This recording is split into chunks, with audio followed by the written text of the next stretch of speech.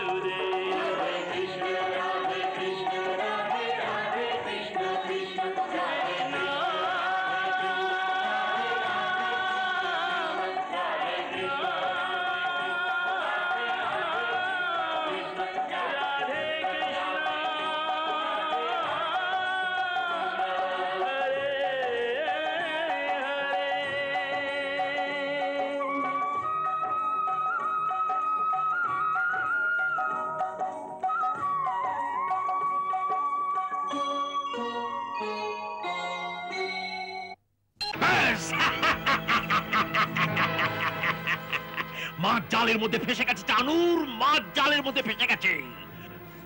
শহরের মধ্যে প্রবেশ করতেই ও জীবন লীলা সমাপ্ত করে দেওয়া হোক। ক্ষমা করবেন মহারাজ, এমন করা বুদ্ধিমানের কাজ হবে না। কেন? এর কোনো কারণ আছে। কি কারণ হতে পারে? প্রথমত এই যে সারা শহরে এই খবর ছড়িয়ে গেছে যে অক্রূরের সাথে কৃষ্ণ মথুরায় আসছে উৎসব দেখতে। এখানে গোকুলের যে গয়লারা দুধ বেচতে আসে ওরা সব জায়গায় এই সংবাদ ছড়িয়ে দিয়েছে। আর কে জানে কি করে সকলে এই খবরও পেয়ে গেছে যে কৃষ্ণ নন্দর পুত্র নয়, বরং সেই দেবকীর অষ্টম পুত্র। ব্যাস, এই সংবাদ শুনতেই জনতার মধ্যে আবার নতুন উৎসাহ জেগে উঠেছে। উৎসাহ? কেমন উৎসাহ? সেই পুরনো ব্যাপার, যদি এ দেবকীর অষ্টম পুত্র হয় তবে এই তারুণহার যার প্রতীক্ষা ওরা কত বছর ধরে করছে। আবার সেই তারুণহার, তারুণহার, তারুণহার। যে তারুণহারের নাম নেয় তাদের জিভ কেটে দিতে পারো না তুমি? কাটতে পারি, তাদের সবার জিভ কাটতে পারি আমি। কিন্তু মহারাজ, আপনি এ ভুলবেন না, এই সময় আপনারই নিমন্ত্রণে অন্য কত প্রদেশের রাজা আর সর্দার এখানে এসেছেন। ওদের ছাড়াও অন্য রাজ্য থেকে এমন হাজার লোক এখানকার উৎসব দেখতে মথুরার বাজারে ঘুরে বেড়াচ্ছেন। ওরা সবাই থাকতে তাদেরই চোখের সামনে আমরা মথুরাবাসীকে দমন কি করে করতে পারি? চারিদিকে এমন ভয়ঙ্কর বিশৃঙ্খলা শুরু হবে যে তাকে সামলানো অসম্ভব হবে। তবে তবে আমি আমার শত্রুকে কি করে মারতে পারবো চানু? কি করে মারতে পারবো? মহারাজ, একটু ধৈর্যের সঙ্গে কাজ করুন। এ উতলা হবার সময় নয়, ধৈর্যের সময়। ধৈর্যের। একটু চিন্তা করুন, আপনার পরম শত্রু এই সময়ে স্বয়ং হেঁটেই আপনার জালে ফাঁসার জন্য আসছে। ওকে শান্তিতে ভেতরে আসতে দিন। ও আসতেই মথুরাবাসী ওকে দর্শন করার জন্য ঝাঁপিয়ে পড়বে। সবাইকে খুশি হতে দিন, সবাইকে ওর জয় জয়কার করতে দিন। জনতা ওর জয় জয়কার করবে, আর আমি পায়ের ওপর পা তুলে চুপচাপ এই তামাশা দেখতে থাকবো। হ্যাঁ। না মহারাজ, চুপচাপ তামাশা দেখবেন না, বরং আপনার তরফ থেকেও আপনার মন্ত্রী ওকে এক রাজকুমারের মতোই স্বাগত জানাবে। ওকে আজকের রাত এক সুন্দর অতিথি গৃহে রাখা হোক, যেন তার উৎসাহ অল্পক্ষণের জন্য হয়। ওর এই প্রকার স্বাগত সৎকার হতে দেখে মথুরাবাসী শান্ত হয়ে যাবে আর চুপচাপ নিজের নিজের ঘরে চলে যাবে। তারপর তারপর তারপর তো অনেক রাস্তা আছে মহারাজ। বুঝে গেছি চানুর, বুঝে গেছি। রাতের অন্ধকারে অতিথি গৃহের ভেতরেই ওর হত্যা করা হবে। হ্যাঁ, আবার ধৈর্য হারাচ্ছেন মহারাজ? আমাদের কাছে এমন সুন্দর সুন্দর চাল আছে যাতে দিনের আলোতে সব জনতার সামনে এই কাজ এইভাবে সম্পন্ন হবে যে কেউ আপনাকে সন্দেহের দৃষ্টিতে দেখবে না। কোন চাল? প্রথমত এই যে আপনার হাতি কবল্লপিড়িকে আজ সারা রাত ধরে মদ্যপান করিয়ে মদমত্ত করে দেওয়া যাক, যাতে যাতে যখন ভোরে কৃষ্ণ রঙ্গশালার দিকে যাবার সময় রাস্তা দিয়ে যাবে, সেই পাগল হাতিকে ওর উপর ছেড়ে দেওয়া হয়। মুহূর্তের মধ্যে ওকে আপন সুরে জড়িয়ে নিয়ে পায়ের তলা ঠেকলে দেবে। আর যদি ওখান থেকে পালিয়েও যায়, তো রঙ্গশালায় আসতেই আপনার সেই পালোয়ান, যার মধ্যে শত শত হাতির বল আছে, ওকে বীরত্ব প্রদর্শন করার জন্য আখড়ায় আহ্বান জানাবে। আর যদি ও লড়তে অস্বীকার করে, তো সকলের দৃষ্টিতে হে হয়ে যাবে যে কি রকমের তারণহার যে এক পালোয়ানের সঙ্গে লড়তে পারে না। আর যদি ও লড়া স্বীকার করে নেয়, তবে ওর মৃত্যু নিশ্চিত। মহারাজ, আপনার পালোয়ানদের মধ্যে একলা মুষ্টি এমন বলবান যে একই আঘাতে ওর শরীরকে ছিন্ন ভিন্ন করে দেবে। দ্বিতীয় পালোয়ানের তো প্রয়োজনই হবে না। আর এই সব আপনার চোখের সামনে হবে, জনতার চোখের সামনে হবে। সাধু, সাধু চানুর সাধু, একে বলে সব মরবে অথচ লাঠিও ভাঙবে না। হ্যাঁ মহারাজ, এ এমন চাল যে এক তীর দিয়ে দুই শিকার। প্রথম কথা তো এই যে শত্রু থেকে আপনি ভয়ভীত হয়ে আছেন, সে শেষ হয়ে যাবে। আর দ্বিতীয় কথা, যখন জনতার সামনে কৃষ্ণকে খণ্ডন করা হবে, তখন এত বছর ধরে এদের মনের মধ্যে যে বিশ্বাস তারণহারের জন্য আছে, সেই বিশ্বাস, সেই শ্রদ্ধার মৃত্যুও কৃষ্ণর সাথেই হয়ে যাবে। উত্তম, অতি উত্তম।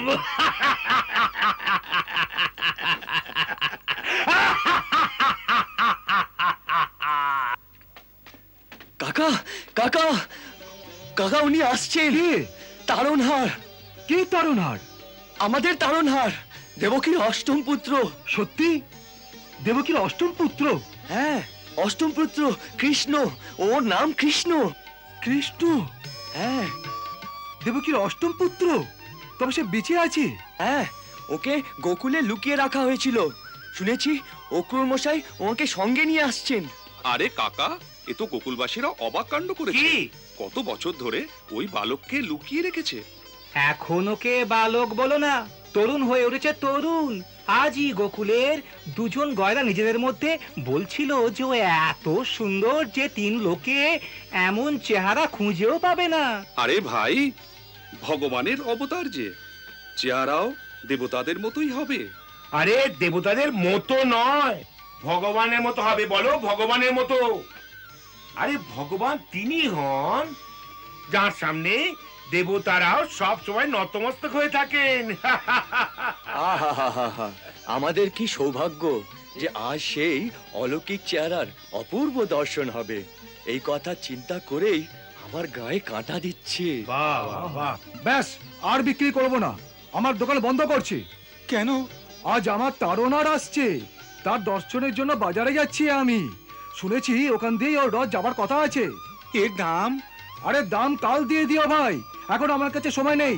আরে বলিস না, শিগগির মাল ভেতরে রেখে দে আর দোকান বন্ধ কর, তারনারে দর্শন করতে হবে। আরে সবাই দর্শনের জন্য এসে দাঁড়িয়ে গেলি, কেউ ফুলের ব্যবস্থা করেছিস কি না? যখন এখান দিয়ে যাবে তখন ওর ওপর ফুল ফেলতে হবে না?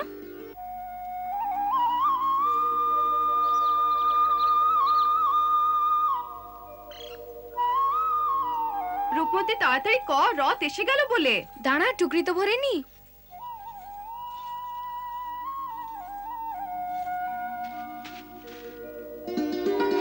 আরে রে রে রে, এ কি করছো তোমরা? সারা ফুলের বাগান উজাড় করে দিলে। জানো না এই মহারাজ কংসের ফুলের বাগান, এখানে ফুল তোলা বারণ আছে। হোক মহারাজের ফুল বাগান, কিন্তু আজ আমাদের ফুল তোলা থেকে কেউ বাধা দিতে পারবে না। কেন বাধা দিতে পারবে না? আমি এক্ষুনি সৈনিকদের ডাকছি। ডাকো ডাকো না, এখন মহারাজের সৈনিকদের কেউ ভয় পায় না। আজ আমাদের তারণহার এসে গেছেন। কে এসে গেছেন? আমাদের তারণহার। কে তারণহার? তারণহার, তার নাম কৃষ্ণ। কৃষ্ণ? কৃষ্ণ আসছে বুঝি? হ্যাঁ হ্যাঁ, কৃষ্ণ এই এলো বলে। আরে এ তো মহারাজ কংসের মালি, একে জানবে কৃষ্ণ কে আর তারণহার কে। চল, নয়তো এক্ষুনি সৈনিকদের ডেকে আনবে। হ্যাঁ হ্যাঁ, চলো চলো চলো চলো।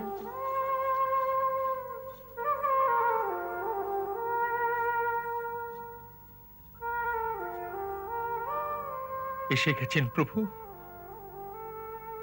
আমার প্রণাম গ্রহণ করুন।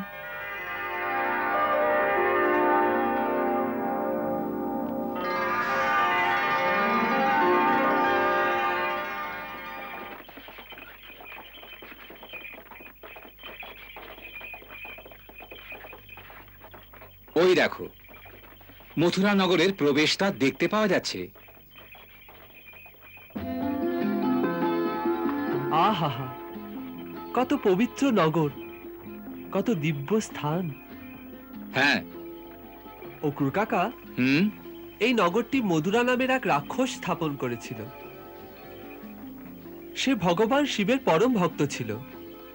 তারই নামে এ প্রথমে মধুরা আর পরে মথুরা নামে পরিচিত হয়। বাস্তবে এই নগর ভক্তরাজ ধ্রুবর তপভূমি। এখানে সেই মহান বালক এমন ঘোর তপস্যা করেছিল যে স্বয়ং ভগবানকে আপন চতুর্ভুজ রূপে ওর সামনে প্রকট হতে হয়েছিল। তাই এই স্থানের চারিদিকে এক দিব্য আভা আছে। অযোধ্যা, অবন্তিকা, মায়াপুরী ইত্যাদি যে 7 মোক্ষদায়িনী পুরী আছে, তার মধ্যে মথুরাপুরীও একটি। এই জন্যে এই পবিত্র স্থানকে প্রণাম করুন।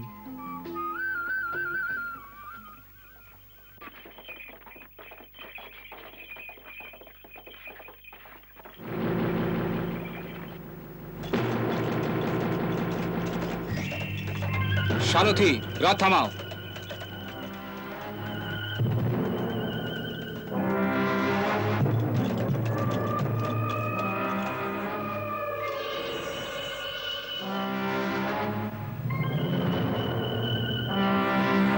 মথুরা নরেশের তরফ থেকে রাজকুমার কৃষ্ণকে স্বাগত জানাই। মহারাজের আদেশে এক বিশেষ অতিথি গৃহে রাজকুমারের নিবাসের ব্যবস্থা করা হয়েছে। স্বয়ং মহারাজ কাল প্রভাতে রঙ্গশালায় আপনার সাথে দেখা করবেন। ভালোই ব্যবস্থা হয়েছে। চলো দাদা ভাই, অতিথি গৃহে একটু বিশ্রাম করে নগরের শোভা দেখতে যাওয়া যাক। অবশ্যই। তুমি এগো। চলো সারথি।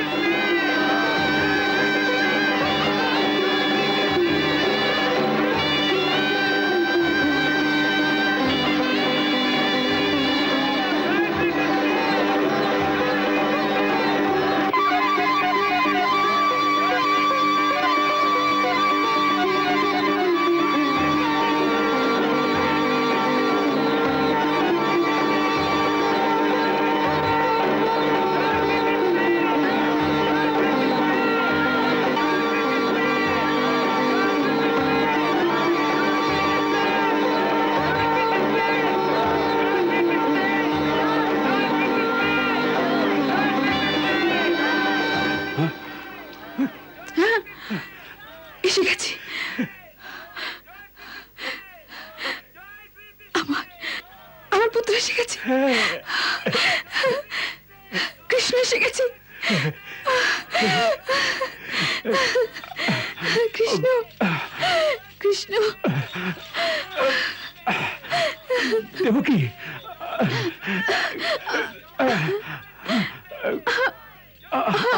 আরে দেবকী,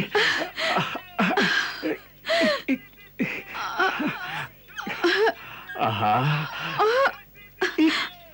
কি পাগলামো করছো? পাগলামো নয়, আমার আমার চোখ ওকে দেখার জন্য চেয়ে বসে আছে। জন্ম থেকে আজ অব্দি মুখও দেখিনি। ও ও কংসদার কাছে গেছে, কে জানে ও কি করবে।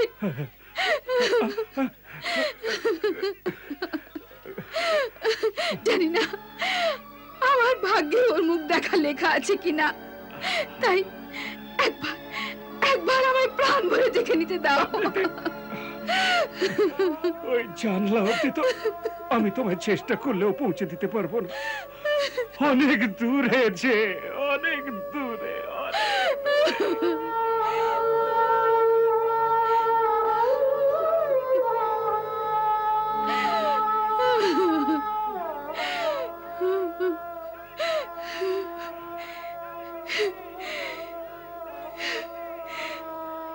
হে ভগবান,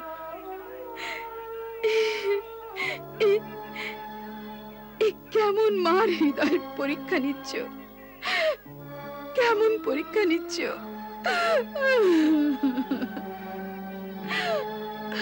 যদি ভগবানে বিশ্বাস রাখো, তবে ভগবানের শক্তির উপরে বিশ্বাস রাখো।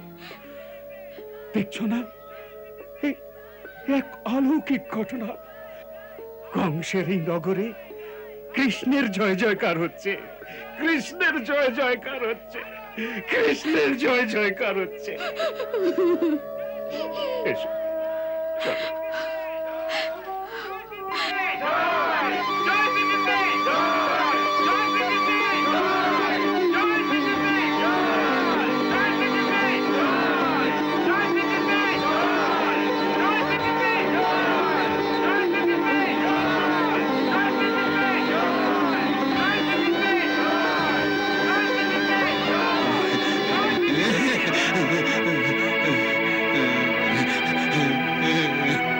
সারথি, রথ থামাও।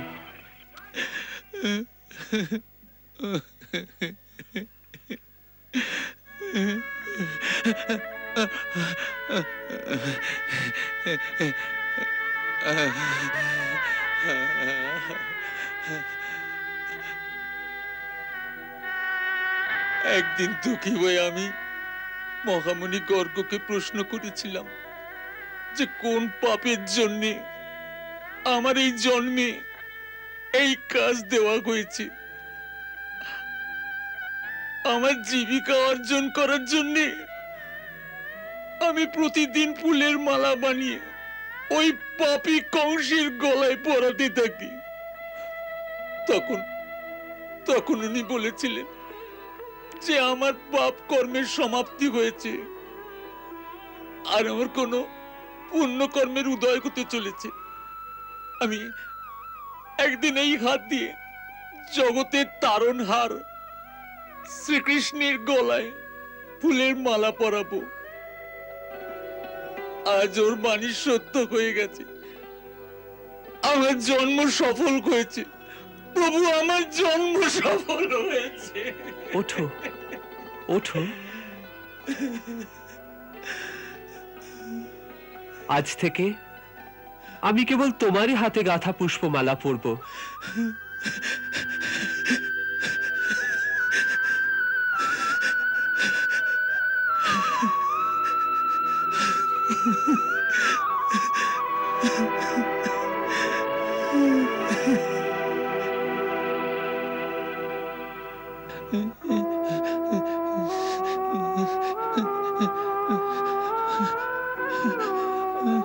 রাত চালাও সারথি।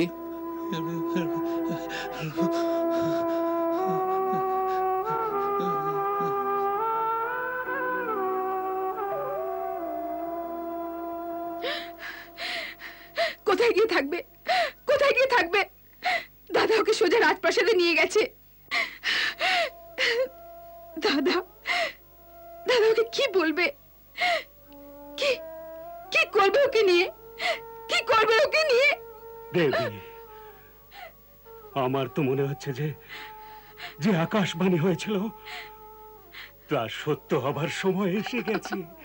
হ্যাঁ দেবী, চিন্তার অন্ধকার থেকে বেরো দেবী, আশার প্রভাত এলো বলে, আশার প্রভাত এলো বলে।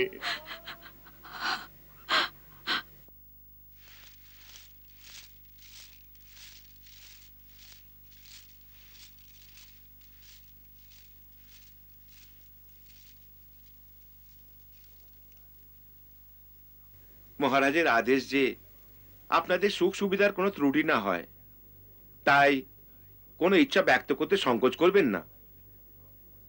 চারিদিকে সেবক সব সময় উপস্থিত থাকবে। মহারাজকে আমাদের তরফ থেকে ধন্যবাদ জানাবেন। যথা আজ্ঞা। সুন্দর, কি অপূর্ব আপ্যায়ন। মনে হচ্ছে কংস কোন গভীর চাল চালছে।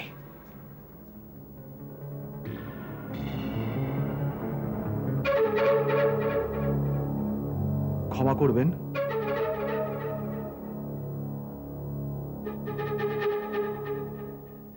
কোনো আদেশ? এখন কিছু নয়, আবশ্যকতা পড়লে ডাকবো। আজ্ঞে, অবশ্যই।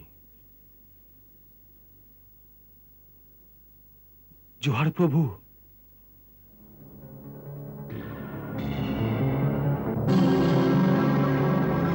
বিশ্বেশ্বর, আমাদের আরো কিছু লোক আছে এখানে? দুজন আরো আছে। বিশালা বাগানেতে মালির কাজ করছে, আর নরোত্তম রান্নাঘরে বাসন ধোবার চাকরি করছে। খুব ভালো কথা। নরোত্তমকে বলো যেন বামুনের ওপর নজর রাখে, খাবারেও কিছু মিশিয়ে না দেয়।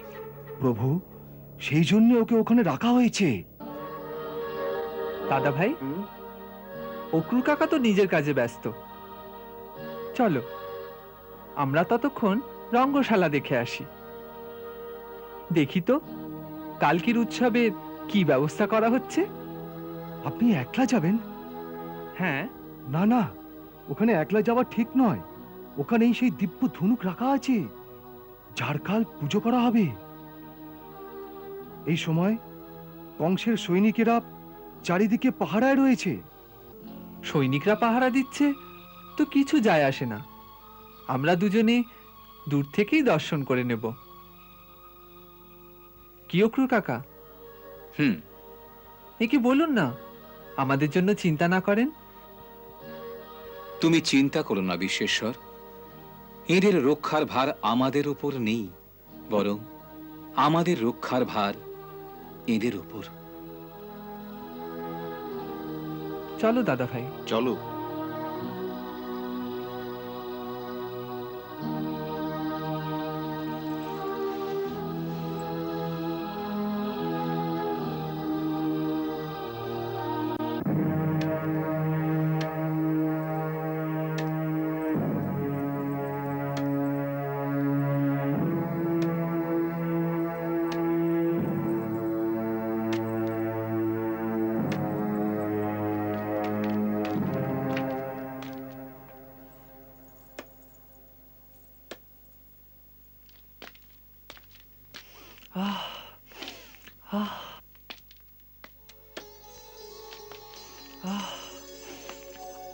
আহা, কি মিষ্টি গন্ধ আসছে। দাদা ভাই, হ্যাঁ, এই সুগন্ধ কোথা থেকে আসছে? সুগন্ধ? এখানে তো সুগন্ধের মতো কোনো বস্তু দেখতে পাচ্ছি না। কেবল ওই এক কুবজি আসছে।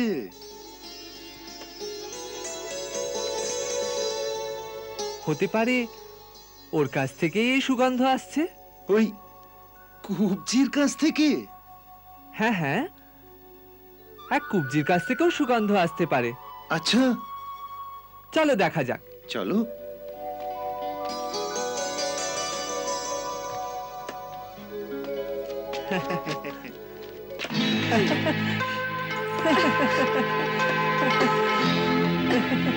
কি করছো? কি করছো? রাস্তা ছাড়ো। কি করে ছেড়ে দি? তোমার এই টুকরি থেকে দিব্য সুগন্ধ আসছে। কি লুকিয়ে নিয়ে যাচ্ছ? তোমার দরকার নেই জেনে, যেতে দাও। আরে সুন্দরী, তোমায় এত ক্রোধ শোভা দেয় না। কে তুমি সুন্দরী, যে এত ক্রোধেও এত সুন্দর দেখাচ্ছে? বলো না সুন্দরী, কে তুমি?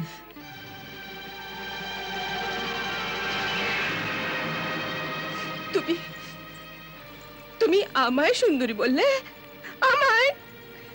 হ্যাঁ। প্রথমে এই বলো যে কে তুমি নির্দয়, যে এক কদর্য কুবজি স্ত্রীকে সুন্দরী বলে তাকে ঠাট্টা করছে, যাকে সবাই কুবজি বলে উপহাস করে, যে সবার লাঞ্ছনায় দুঃখী হয়ে একলা লুকিয়ে লুকিয়ে নির্জন গলির মধ্যে বেড়ায়, যাতে এই ঘৃণিত শব্দ বারবার আমায় না শুনতে হয়। তবুও কোনো না কোনো ঘর থেকে কেউ না কেউ তিক্তবান ছুঁড়ে মারে যে দেখো ওই কুবজি যাচ্ছে। ওদের লাঞ্ছনায় আমি দুঃখী হই, ওদের উপহাসকে আর সহ্য করিনি, কারণ ওরা সত্য বলে যে আমি কুবজি। কিন্তু এমন ক্রূর পরিহাস কেউ কখনো করেনি যেমন তুমি আমায় সুন্দরী বলে করেছো।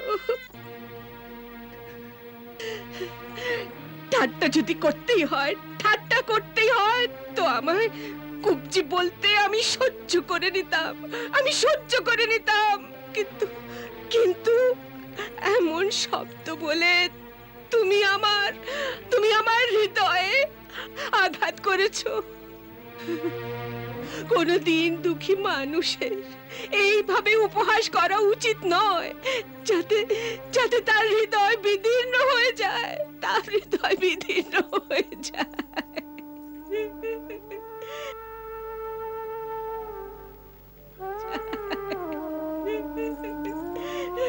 কিন্তু আমি তো পরিহাস করিনি সুন্দরী, আমি তো কেবল তাই বলেছি যা সত্য। এই সত্য, এই কুব্জ শরীর, এই কুৎসিত মুখ তুমি সুন্দর দেখছো? হ্যাঁ দেবী, আমি কারো শরীরকে কখনো দেখি না, আমি তো কেবল আত্মাকেই দেখি। তোমার অন্তরে যে সুন্দর আত্মা আছে তাকে লোকে দেখতে পায় না, কিন্তু আমি তোমার সেই পরম সুন্দর আত্মা দেখতে পাচ্ছি,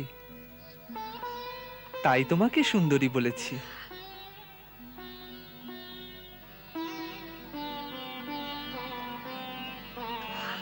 আত্মার সৌন্দর্যকে কে দেখেছে? শরীর তো কুৎসিত না, লোকে তো তাকেই দেখে। শরীরের কদর্যতা আর সৌন্দর্য প্রাণীর আপন কর্ম অনুযায়ী হয়, এ সদা থাকে না। না সৌন্দর্য সদা থাকে আর না থাকে কদর্যতা। বার্ধক্যে একটি সুন্দর শরীরেও পরিবর্তন আসে, যখন কর্মের সময় বদলায় আর পুণ্য কর্মের উদয় হয়, তখন কদর্য শরীরও কমলের মতো সুন্দর হয়ে ওঠে। আমি তাই দেখছি তোমার কদর্যতার শেষ হবার সময় এসে গেছে দেবী। যে শাপের কারণে তুমি এই কুব্জ শরীর পেয়েছিলে, সেই শাপের সময় সমাপ্ত হয়েছে। আমায় বিশ্বাস করো সুন্দরী। আবার সেই একটু স্থির হও, আমি এখনই দেখাচ্ছি। আরে এই কি করছো?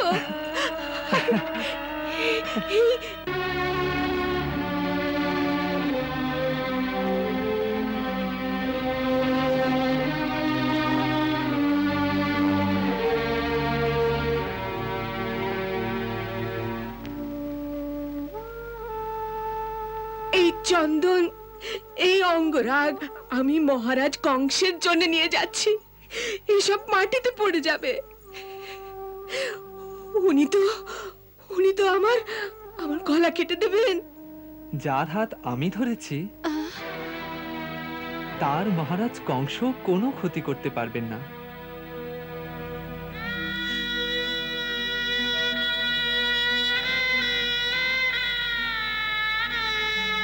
আমায় বিশ্বাস করো সুন্দরী, আমার কাছে এসে পড়েছ, তাই এখন আর কংসের কাছে যেতে হবে না। যদি এই অঙ্গরাগের ভয় থাকে তো এই সাজি আমায় দিয়ে দাও, এখন এর সেবন আমি করব।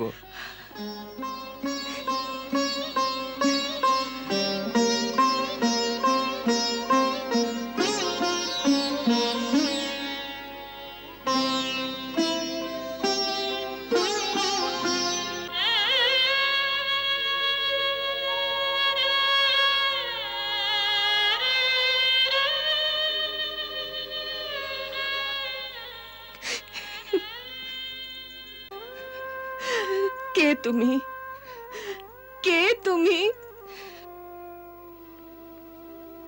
তোমায় দেখে এমন মনে হচ্ছে যেন জীবন ভর এই অঙ্গরাগ আমি তোমারই জন্য বানিয়ে এসেছি। অন্তর থেকে এমন মনে হচ্ছে যেন আমি কত জন্ম ধরে তোমারই প্রতীক্ষা করে আসছি। হ্যাঁ, এই সত্য। অনেক জন্ম ধরে তুমি আমার সঙ্গে সম্বন্ধ রেখে এসেছো, তাই তো আমি এসেছি।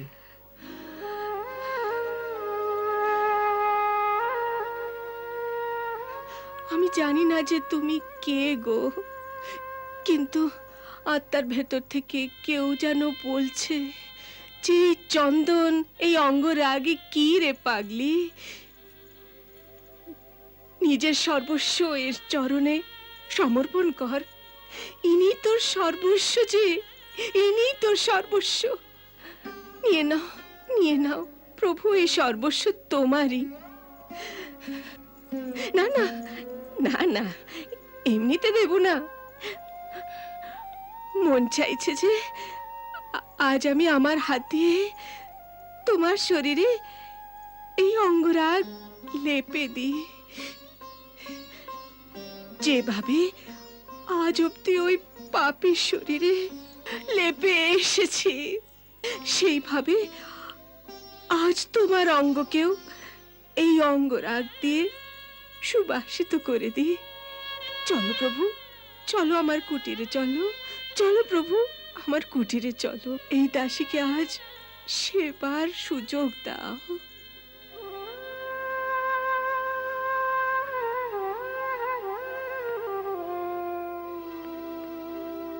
আচ্ছা বেশ, কিন্তু তোমার মহারাজ কি বলবেন?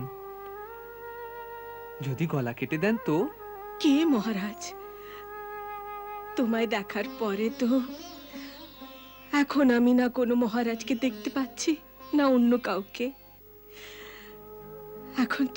এখন তো আত্মার ভেতর অবধি কেবল তুমি, শুধু তুমি, আর কিচ্ছু নেই। এক প্রকাশই প্রকাশ আছে, আর সেই প্রকাশে যেন আমি ডুবে যাচ্ছি, যেন আমার কোনো অস্তিত্বই নেই আর।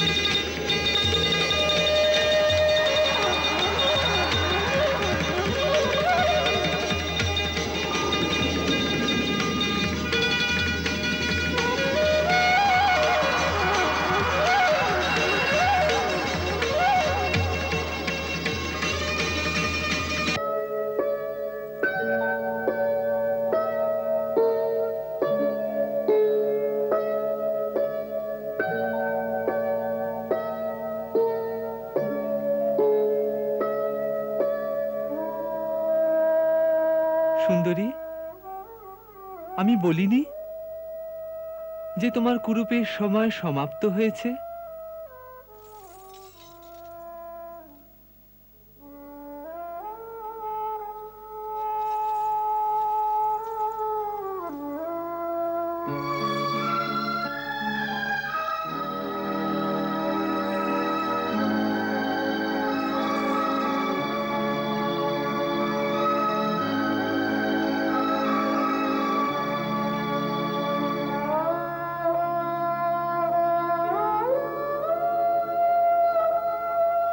বলো, কি চাও? প্রভু, এখন তোমায় ছাড়া আর কি চাওয়ার আছে আমার? তুমি স্বয়ংই আমার মনে এই ভাবনা জাগিয়েছ যে তুমি আমার কুটিরে আছো, আর আমি আমার হাত দিয়ে তোমার অঙ্গে অঙ্গে আমার অঙ্গরাগের কলায় সুবাসিত করছি। প্রভু, সেই সংকল্পকে পূরণ করে দাও। আমার আর কিচ্ছু চাই না, আমার আর কিচ্ছু চাই না। আমি তোমার এই সংকল্প স্বীকার করছি। আমি কথা দিচ্ছি যে আমি তোমায় একদিনের সেবার সুযোগ অবশ্য প্রদান করব। আমি স্বয়ং তোমার কুটিরে আসব। আসলে তোমার গত জন্মের এক ঋণ আছে আমার ওপর। যখন রাম অবতারের সময় আমি ধরণীতে এসেছিলাম,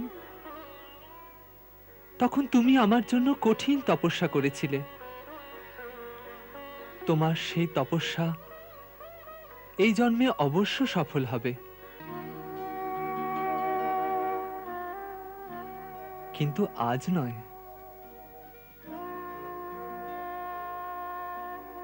আজ নয়তো কোনো চিন্তা নেই। যখন আমি এত জন্ম ধরে প্রতীক্ষা করেছি, তখন এই জন্মতেও আজ থেকে আমার কুটিরে বসে এই চরণের প্রতীক্ষা করব।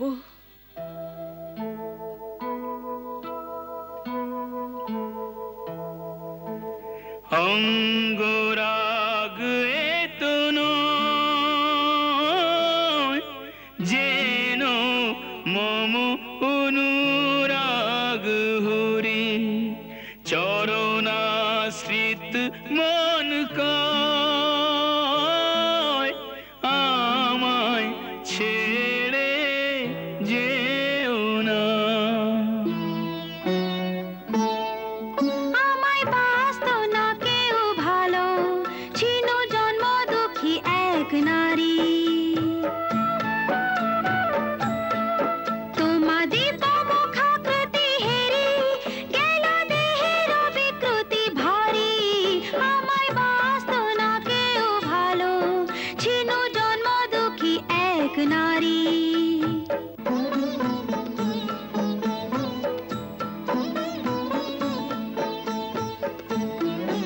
ঋণ প্রেমের শোধ করিতে আসে যুগে যুগে ভয় হারি। যেমন রামের অপেক্ষায় সবারই ছিল ব্রতধারী। আমি জীবন ধরে শ্যাম পথ চাইব শুধু তোমারি।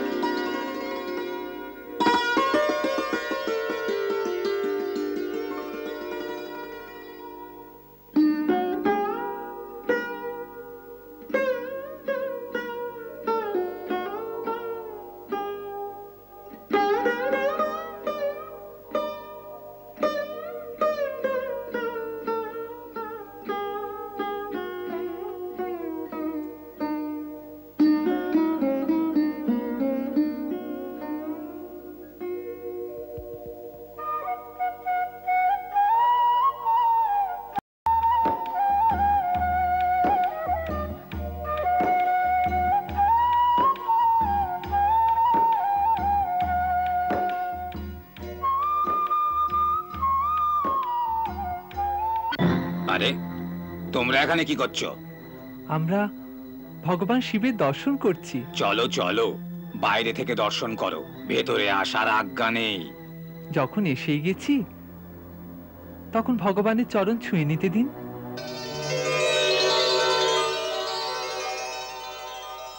আপনি বলুন না পুরোহিত মশাই, আমরাও শিবের পরম ভক্ত।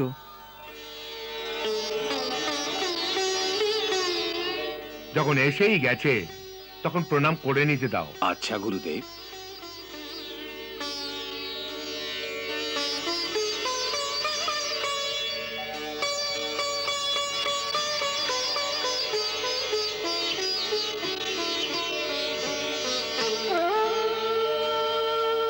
আহা, কি অপূর্ব ধনুক।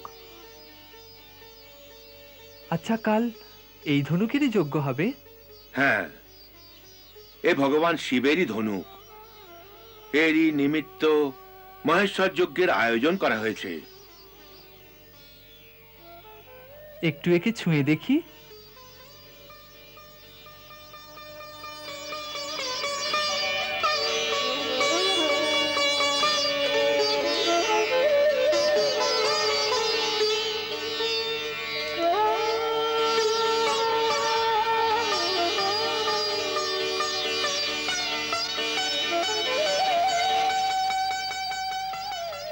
একে একটু তুলে দেখি। একে তুলবে তুমি? চেষ্টা করছি। বালক, একে তোলা ছেলে খেলা নয়। আজ সংসারে এমন কেউ নেই যে একে তুলে এতে ছিলা লাগাতে পারে। যদি আপনি আজ্ঞা দেন তো আমি একে তুলে দেখাবো। আচ্ছা, চেষ্টা করে দেখো।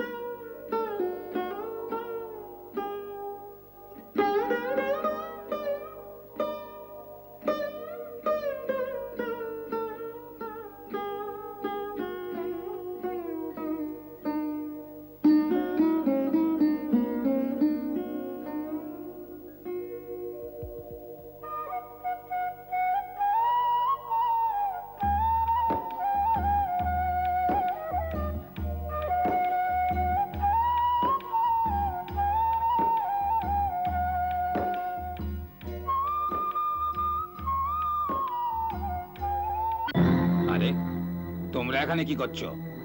আমরা ভগবান শিবের দর্শন করছি। চলো চলো, বাইরে থেকে দর্শন করো, ভেতরে আসার আজ্ঞা নেই। যখন এসেই গেছি তখন ভগবানের চরণ ছুঁয়ে নিতে দিন।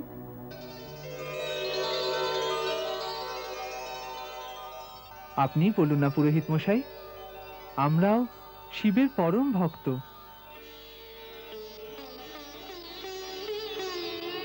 যখন এসেই গেছে তখন প্রণাম করে নিতে দাও। আচ্ছা গুরুদেব।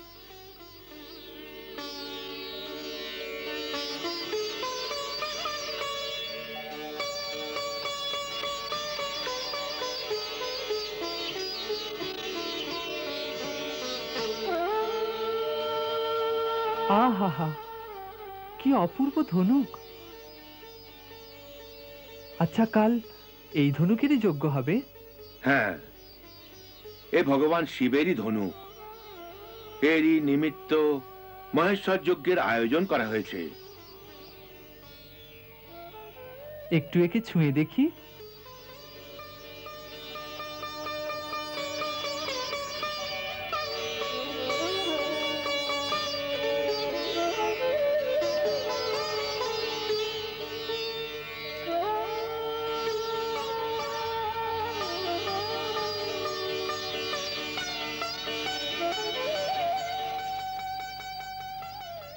একে একটু তুলে দেখি।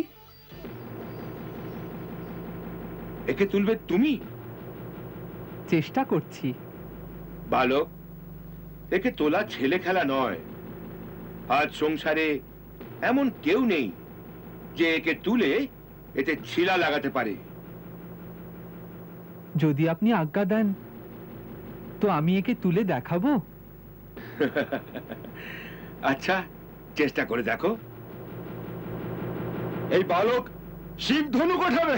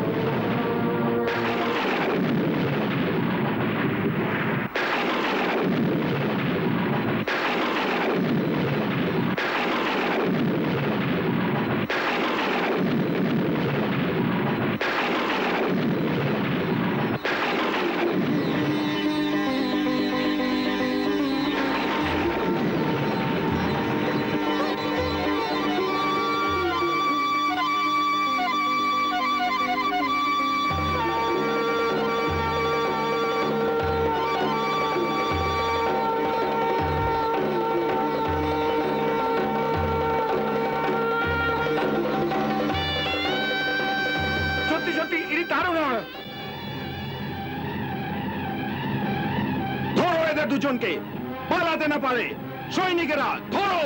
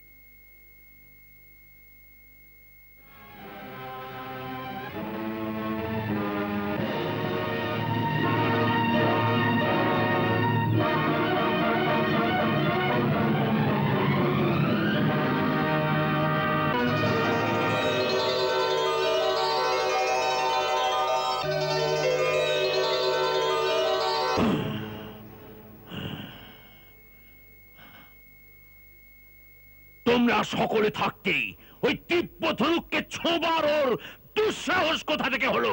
হ্যাঁ, আমরা তো এই মনে করেছিলাম যে ও ভগবান শিবের মূর্তিতে ফুল চড়াতে এসেছে। কেউ এ কথা চিন্তা করতে পারেনি যে ধনুককে 10 ব্যক্তি মিলে খুব কষ্ট করে ওঠাতে পারে না, তাকে ওই সুকুমার বালক খেলার ছলে উঠিয়ে ভেঙে দেবে। সুকুমার বালক? সুকুমার বালক? ওই সুকুমার বালক আমার পরম শত্রু, একথা কি তোমরা জানো না? আর যদি ও পূজার জন্য রাখা ওই মহান ধনুকের এই অবস্থা করে থাকে, তবে তোমরা ওকে জীবিত কি করে ছেড়ে দিলে? ওর মাথা কেটে আমার কাছে কেন আনলে না? মহারাজ, আমরা পূর্ণ শক্তি নিয়ে ওকে আক্রমণ করেছি, কিন্তু আমার সব সৈনিকেরা ওর হাতে মারা গেছে। আর তুমি নিজের প্রাণ বাঁচিয়ে কাপুরুষের মতো পালিয়ে এলে। তুমিও তোমার সৈনিকদের সাথে কেন মরলে না? এই অপরাধের একটি দণ্ড, আর তা হলো মৃত্যুদণ্ড।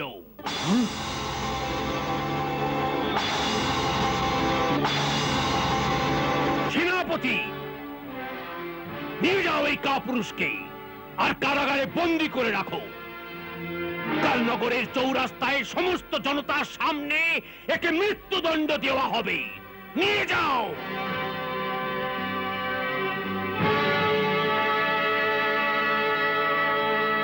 ক্ষমা করবেন মহারাজ, আমি আপনার সিদ্ধান্তে একমত, কিন্তু আমার বিচারে আজকের পরিস্থিতিতে আমাদের সৈনিকদের এই প্রকার মৃত্যুদণ্ড দেওয়া বুদ্ধিমানের কাজ হবে না। তবে কি করব? ওদের পুরস্কৃত করব? না মহারাজ, অবস্থাকে বোঝার চেষ্টা করুন। শিব ধনুক ভঙ্গের ঘটনার পর জনতার মনে কৃষ্ণের প্রভাব আরো বেড়ে গেছে। এখন এমন না হয় যে আমাদের সৈনিকদের এত কঠোর দণ্ড দেবার দরুন আমাদের সেনাদের কিছু লোকও শত্রুদের সঙ্গে মিলিত হয়। আপনি এটা ভুলবেন না যে শত্রু এই সময় আপনার নগরেই বিদ্যমান। যদি সেনার এক অংশ ওর সাথে মিলিত হয় তবে সংকট সৃষ্টি হতে পারে।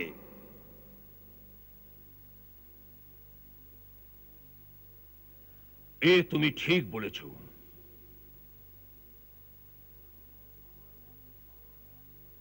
চানুর, আমারও আশঙ্কা হচ্ছে যে মথুরার সৈনিক মন থেকে পুরোপুরি আমার সাথে নেই।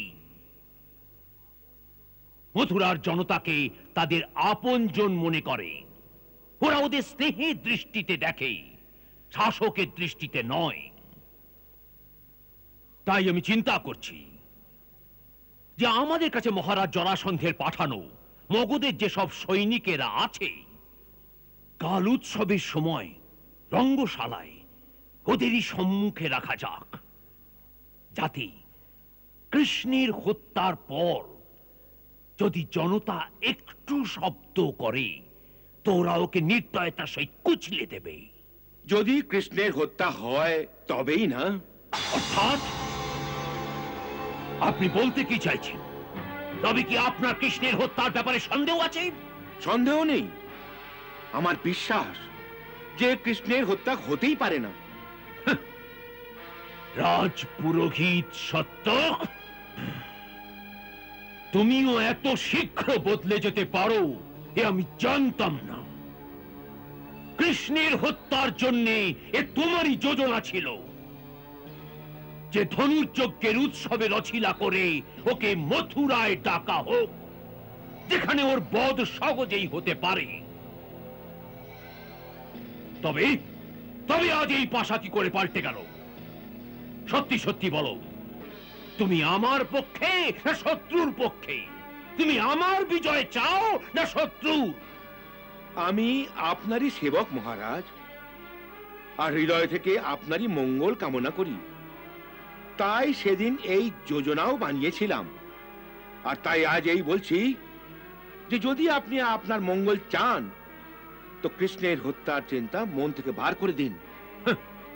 ওর হত্যার চিন্তা মন থেকে বার করে আমি কি ওর চরণ ছুঁয়ে ওর কাছে ক্ষমা প্রার্থনা করব? ওর সামনে নত জানু হয়ে ওর কাছে আপন প্রাণ ভিক্ষা চাইবো? অবশ্যই ট্রাই করবেন, এতেই আপনার কল্যাণ হবে।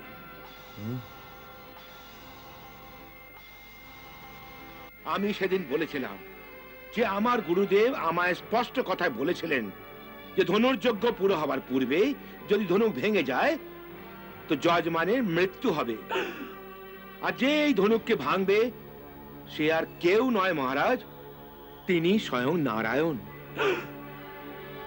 তাই আজ আমি নিশ্চিত হয়ে গেছি যে এই বালক কৃষ্ণই স্বয়ং নারায়ণ। তবে আপনি কেন, সারা সৃষ্টিতে এমন কেউ নেই যার মধ্যে ওকে বধ করার শক্তি আছে। তাই বলছি যে এখনো সময় আছে, শত্রুতা ছেড়ে ওর শরণে চলে যান, এতেই আপনার কল্যাণ।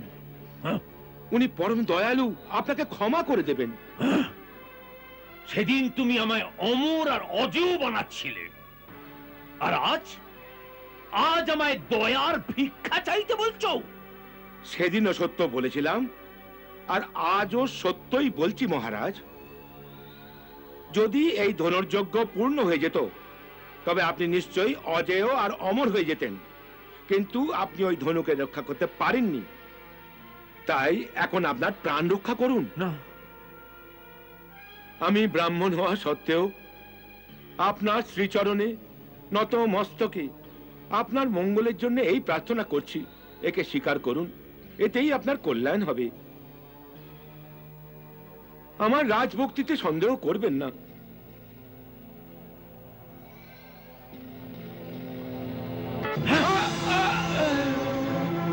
ধিক্কার তোমায় আর তোমার রাজভক্তিতে। যে কংস ইন্দ্রকে পরাজিত করেই তার অমরাবতীতে নিজের পতাকা উড়িয়েছে, যাকে 3 লোকে আজ অব্দি কেউ পরাস্ত করতে পারেনি, সেই মহাবলী কংসকে তুমি নিজেরই হাতে নিজের হার স্বীকার করে নিতে বলছো? মনে রেখো, কংস মরতে জানে, হারতে জানে না। নিয়ে যাও একে। এ রাজসভায় বসার যোগ্য নয়, একে কারাগারে অন্ধকারে রেখে দাও, যেখানে জীবন ভোর নিজের জ্ঞানের প্রদীপ খুঁজতে থাকবে। নিয়ে যাও।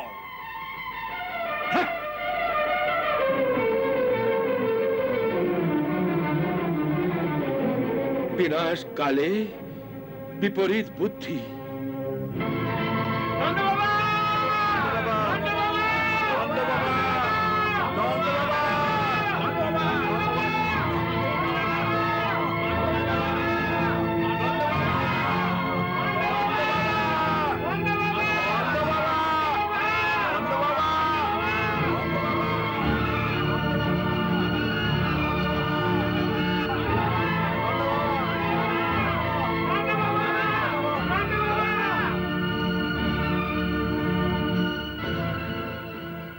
কি হয়েছে? শুনেছি কাল উৎসবের সভায় কৃষ্ণের প্রাণের সংশয় আছে। কে বলেছে তোমাকে? এই তোষক। এ দুধ বিক্রি করে মথুরা থেকে এক্ষুনি ফিরেছে। ও বলছে যে মহারাজ কংস তার পূর্বপুরুষদের যে ধনুক উৎসবে পূজার জন্য রেখেছিলেন, কৃষ্ণ তা ভেঙে দিয়েছে, আর কংসের অনেক সৈনিকদেরও মেরে ফেলেছে। তারপর আর কি শুনেছি যে মহারাজ কংস খুব ক্রুদ্ধ হয়েছেন। ওর এক সৈনিকের সঙ্গে দেখা হয়েছিল যে খুব মদিরা পান করে মত্ত ছিল। রাস্তা থেকে উঠিয়ে আমি তাকে ওর ঘরে ছাড়তে গিয়েছিলাম। সেই মত্ত অবস্থায় সে আমাকে বলেছে যে কাল ভরা সভায় সমস্ত জনতার সামনে কৃষ্ণকে হত্যা করা হবে। জনতার সামনে এমন নৃশংস কাণ্ড হবে আর মথুরা নিবাসী চুপচাপ তা দেখতে থাকবে? হ্যাঁ যশোদা মা, শুধু দেখতেই থাকবে। ভোলা তো বলছিল যে যখন কানাই মথুরায় প্রবেশ করে তখন সব মথুরাবাসী ওকে খুব স্বাগত জানায়, জোরে জোরে চিৎকার করে ওর জয় জয়কার করে। হ্যাঁ মা, খুব জয় জয়কার করেছে ওরা, কিন্তু আপনি জানেন না এই নগরের লোকেরা এই রকমই হয়। খুব স্বাগত জানাবে, শোভাযাত্রা বার করবে, জয় জয়কার করবে, তারপর ঘরে গিয়ে আরাম করে ঘুমিয়ে পড়বে। বলিদানের সময় এলে তখন কেউ সামনে আসবে না। গোকুলবাসী আর মথুরাবাসীদের মধ্যে এই পার্থক্য। আমরা যখন থেকে শুনেছি যে আমাদের কানাই সংকটে আছে, তখন থেকে কারুর মুহূর্তের জন্য শান্তি নেই। সব যুবক কানাইয়ের রক্ষার জন্য নিজের প্রাণ দিতে তৈরি হয়ে গেছে। এই জন্যে আমরা আপনাদের কাছে এসেছি নন্দ বাবা, আমাদের আজ্ঞা দিন। আমরা রাতারাতি মথুরায় পৌঁছে যাব, আর কাল থেকে অঙ্গরক্ষকের মতো কানাইয়ের সাথে সাথে থাকবো। ওকে কোথাও একলা যেতে দেব না। তবে কি ও একলাই ঘুরে বেড়ায়? হ্যাঁ, আমি নিজে দেখেছি। যখন ধনুক ভাঙতে যায় তখন কানাই আর দাদা ভাই একলাই ছিল। আর ওই যে অক্রুর মশাই এখানে অনেক বড় বড় কথা বলছিলেন যে আমরা কানাইয়ের গায়ে আঁচ অব্দি লাগতে দেব না, তার লোকেরা কোথায় ছিল? সেখানে তো না অক্রুর ছিলেন, না ওর কোনো লোককে দেখেছি আমি। এর অর্থ হলো ওটা অক্রুর মশাইয়ের চাল ছিল, যাতে আমি আমার কানাইকে ওর সাথে পাঠিয়ে দিই। আমার সন্দেহ হচ্ছে যে উনি কংসের পক্ষে তো নেই।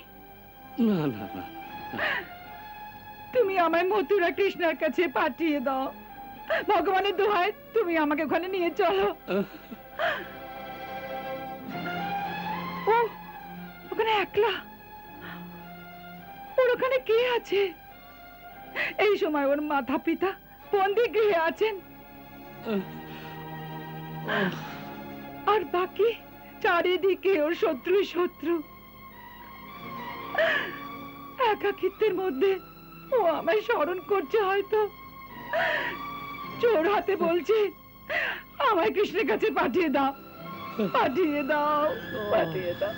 যশোদা মা, আপনি চিন্তা করবেন না, আমরা ওকে একলা থাকতে দেব না। আমরা থাকতে কেউ ওকে ছুতেও পারবে না। নন্দ বাবা, আপনি আমাদের যাওয়ার আজ্ঞা দিন, নয়তো দেরি হয়ে যাবে।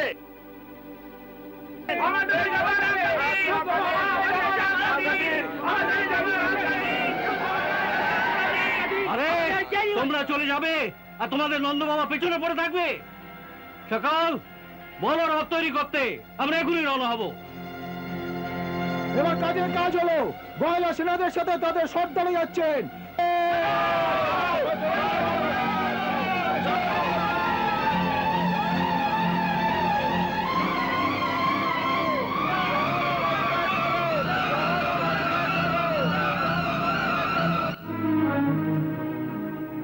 এই মাত্র সংবাদ পাওয়া গেছে যে আপনার পুত্র যজ্ঞশালায় রাখা সেই শিব ধনুকে ভেঙে দিয়েছেন।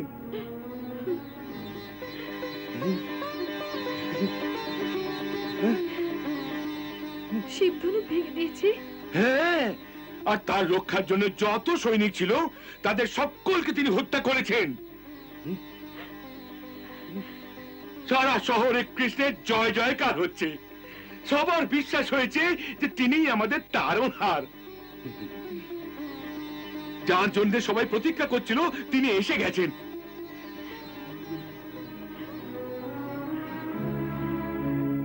এই বিষয়ে মহারাজ জানতে পেরেছেন? অবশ্যই জানতে পেরেছেন, কিন্তু আপনি চিন্তা করবেন না, এখন মহারাজ কিছুই করতে পারবেন না। সারা জনতা কৃষ্ণের সাথে আছে। মহারাজ যদি তাকে স্পর্শও করেন তো সারা নগরে বিপ্লব হয়ে যাবে। মা, আমরা সবাই আপনার কাছে ক্ষমা চাইতে এসেছি। আজ অবধি আমরা আপনাকে যে কষ্ট দিয়েছি তা আমাদের ইচ্ছানুসারে নয়, ওই পাপীর ভয়ে। আমরা তার সব আজ্ঞা পালন করতে বাধ্য ছিলাম।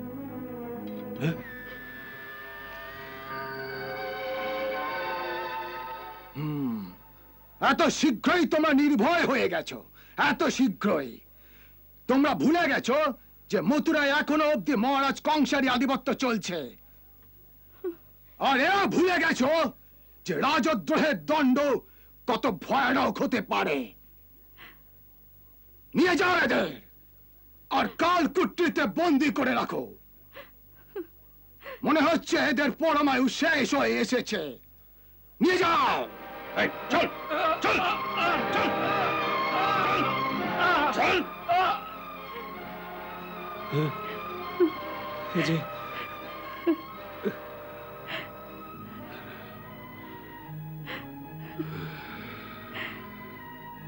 এরপরে তো দাদার ক্রোধ আরো বেড়ে যাবে, তখন কি হবে? ধৈর্য ধরো, সব ঠিক হয়ে যাবে, যেমন প্রভুর ইচ্ছা। ধৈর্য ধরো।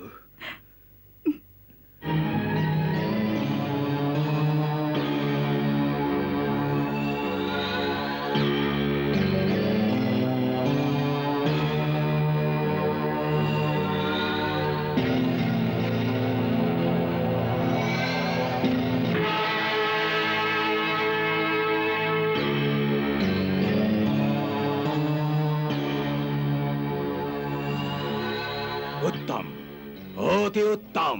খাওয়াও, আরো খাওয়াও একে।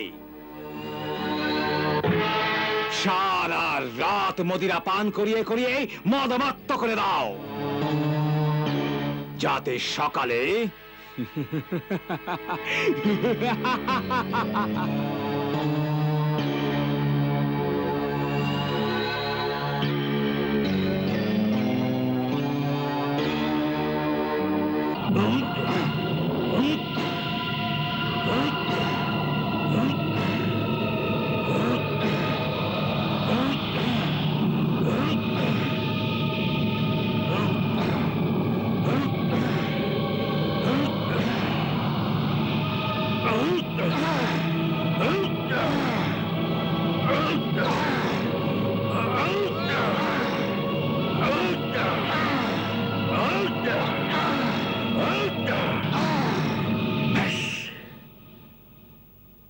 একটি রাত আর একটি রাত ওকে নিশ্চিন্তে ঘুমিয়ে নিতে দাও।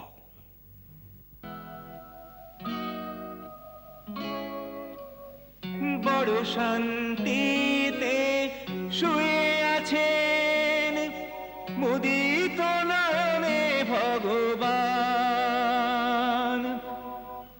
এক রিপু এক ভক্ত দুজন, বিনিদ্র রজনী কাটান, বিনিদ্র রজনী কাটান।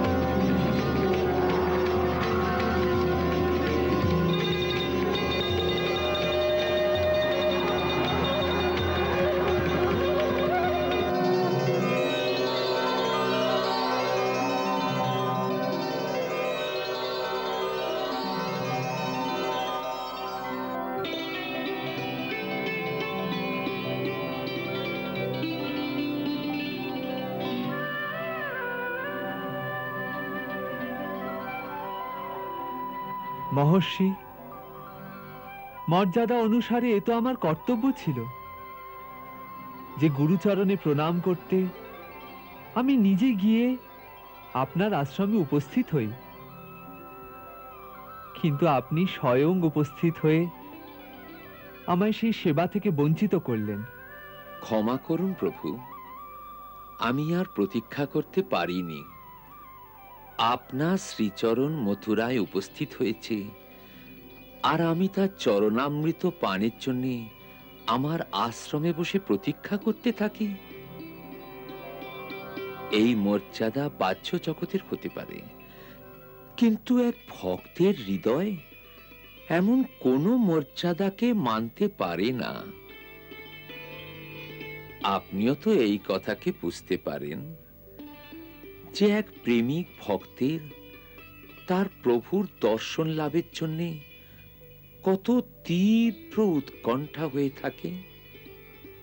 যত উৎকণ্ঠা ভক্তের প্রভুর দর্শন লাভের জন্য হয়ে থাকে, ততই উৎকণ্ঠা প্রভুরও আপন ভক্তের দর্শন লাভের জন্য হয়ে থাকে। না, অত হতে পারে না। আপনার তো আমার ন্যায় কোটি কোটি ভক্ত আছে, কিন্তু আমার তো একটি ভগবান। তাই আজ আমি নিজেকে সংবরণ করতে পারিনি।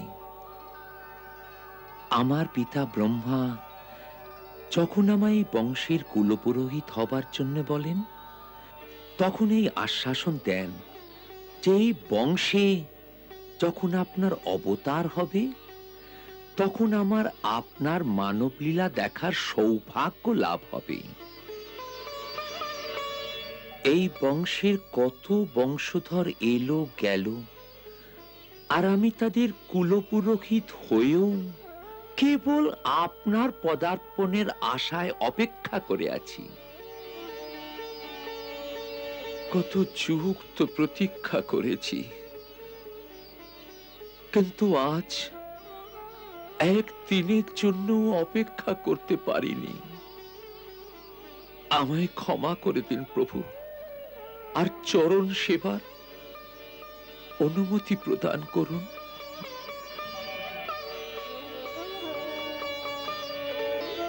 ভক্তের তো ভগবানের ওপর এত অধিকার আছে যে তার কোনো বিষয়ের জন্য অনুমতি নেবার আবশ্যকতাই হয় না।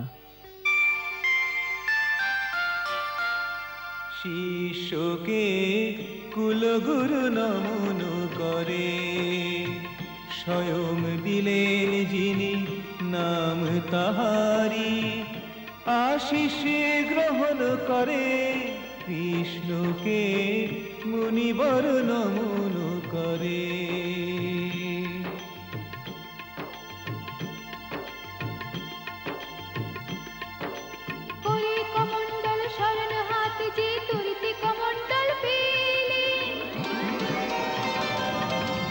প্রভু মুনিবর যে বড়ই বিনয়ে গঙ্গা মাকে ডাকিলে,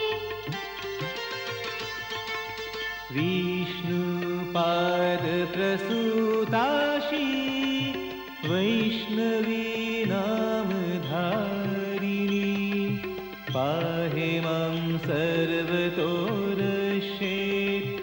गंगा त्रिपथगामिनी।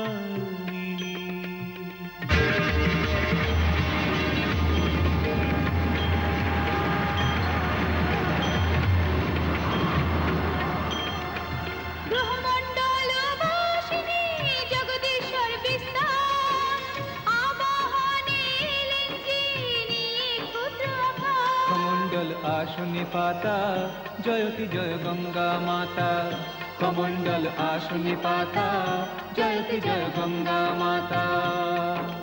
जे पावन गंगा प्रकृति श्री हरिर चरण कमले, मुनिवर प्रभुर चरण ছোঁয়ালেন সেই গঙ্গারি জলে। মুনিবর প্রভুর চরণ ছোঁয়ালেন সেই গঙ্গারি জলে। ভক্তি সহকারে মনে করিলেন হরিচরণামৃত পান, মত্তক যেন মনে হয় দিলেন পরম সম্মান। হর্ষে হৃদয়ে ভরে যায় মুনিবর প্রভুর গীত গায়, হর্ষে হৃদয়ে ভরে যায় মুনিবর প্রভুর গীত গায়। করি চরণামৃত পান, নমন করেন মুনি রাজঋষি, দিয়ে আশিস বরদান, হলেন যে হরি অন্তর্ধান।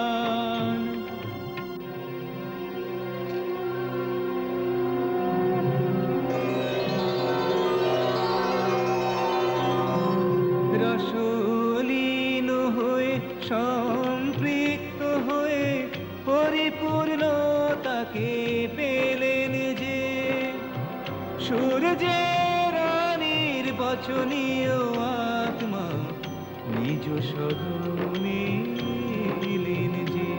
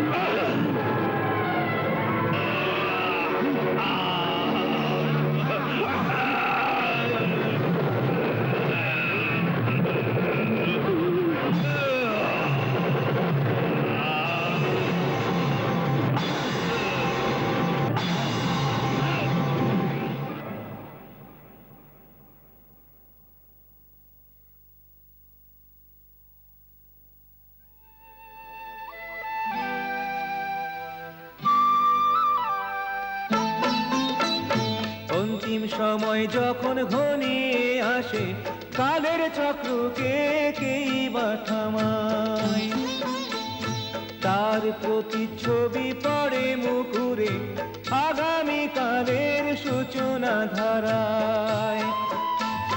সামনে আনেন পালন হাত জীবনেরই কর্মরেখায়, কি কর্মকে করেছে কোথায় পাপী পুণ্যবান যায় যে দেখা, কি কর্মকে করেছে কোথায় পাপী পুণ্যবান যায় যে দেখা।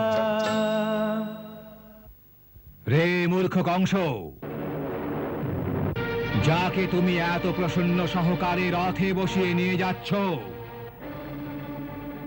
সেই দেবকীর অষ্টম গর্ভের সন্তান তোমার সংহার করবে।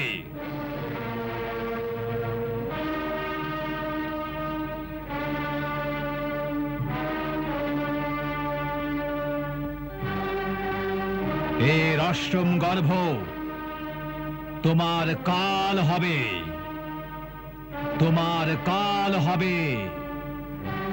তোমার সংহার করবে, তোমার কাল হবে, তোমার সংহার করবে, তোমার কাল হবে।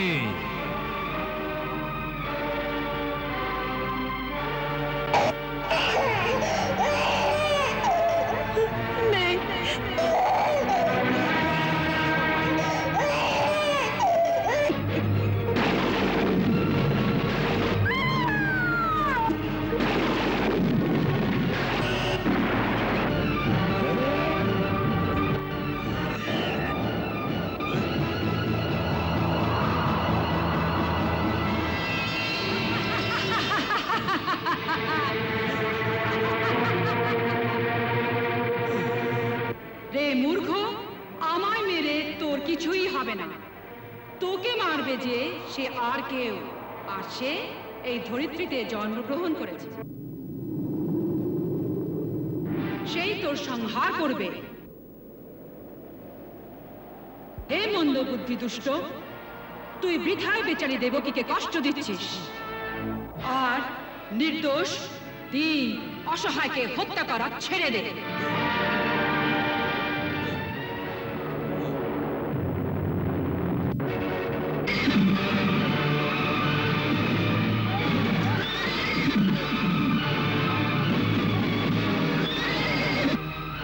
এবার ডাকো সেই তারণহারকে, ডাকো।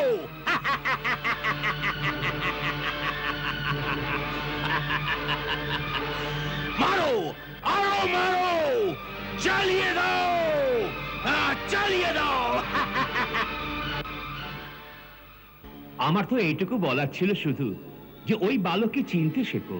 ওই সচ্চিদানন্দ ভগবান, ওই সর্বশক্তিমানের শরণে যাও। তবে এই যে মৃত্যুর ভয় তোমায় দিন রাত ভীত করছে, যে ভয়ের কারণ তুমি দেবকীর ছোট ছোট বালকদের হত্যা করেছো, যে ভয়ের কারণ তুমি তোমার দেশের সমস্ত নবজাত শিশুদের মারবার আদেশ দিয়েছিলে, যে ভয় যার কারণ তুমি তোমায় যে মারবে তার খোঁজে এখনো চারিদিকে ছটফট করে বেড়াচ্ছ, এই সারা ভয়, এই তোমার সারা বিহ্বলতা সব শান্ত হয়ে যাবে। সেদিনও সত্য বলেছিলাম, আর আজও সত্যই বলছি মহারাজ। যদি এই ধনুর্যজ্ঞ পূর্ণ হয়ে যেত তবে আপনি নিশ্চয়ই অজেয় আর অমর হয়ে যেতেন, কিন্তু আপনি ওই ধনুকে রক্ষা করতে পারেননি। তাই এখন আপনার প্রাণ রক্ষা করুন। না, আমি ব্রাহ্মণ হওয়া সত্ত্বেও আপনার শ্রীচরণে নত মস্তকে আপনার মঙ্গলের জন্য এই প্রার্থনা করছি, একে স্বীকার করুন, এতেই আপনার কল্যাণ হবে।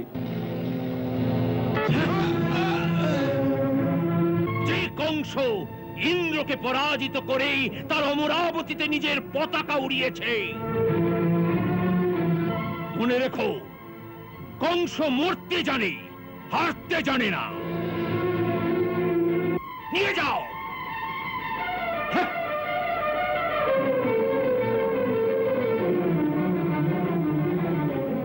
বিনাশ কালে বিপরীত বুদ্ধি।